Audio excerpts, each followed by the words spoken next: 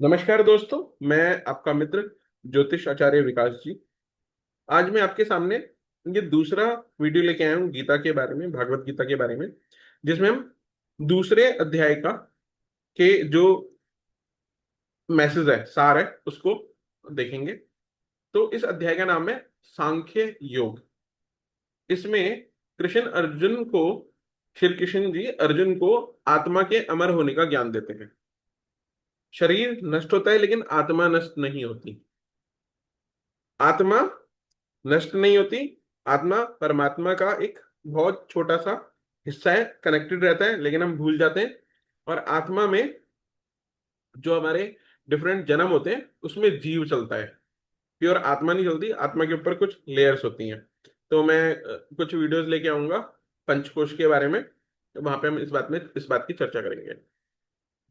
कर्तव्य पालन का इसमें महत्व बताया गया है। श्री कृष्ण कहते हैं कि हमें कर्म करना चाहिए पर फलों की चिंता नहीं करनी चाहिए। ऐसा होता नहीं है। जब भी हम एग्जाम देते हैं, पढ़ाई करते हैं, तो हम इसी लालच के साथ करते हैं कि हमारे नंबर आएंगे। हम जॉब करते हैं, बिजनेस करते हैं, तो इसी उससे करते हैं कि हमें इसका सैलरी मिलेगी, पैसा मिलेगा। लेकिन हम आगे जैसे चलेंगे और बोला गया कि आप कर्म करो लेकिन उससे अटैच ही नहीं रहो, है ना। बिल्कुल ऐसे अलग से रह के, मतलब उसमें इन्वॉल्व तो रहो पूरी तरीके से, नहीं इन्वॉल्व नहीं रहना। तो बेसिकली कर्म करना है पूरी निष्ठा से, लेकिन फल की चिंता नहीं करनी। मिलेगा ठीक है, नहीं मिलेगा तो भी ठीक है। कुछ इस तरह से अर्जुन को अपने धर्म का पालन करने के लिए प्रोत्साहित किया गया। श्री कृष्ण ने कहा कि अपने धर्म का पालन करो। ऐसा कहा गया है गीता में कि आपका धर्म अगर उतना अच्छा नहीं है और किसी का धर्म अच्छा है, आपके धर्म से श्रेष्ठ है, तो भी आपको दूसरे धर्म को, जो श्रेष्ठ धर्म है, उसको अपनाने की जरूरत नहीं है।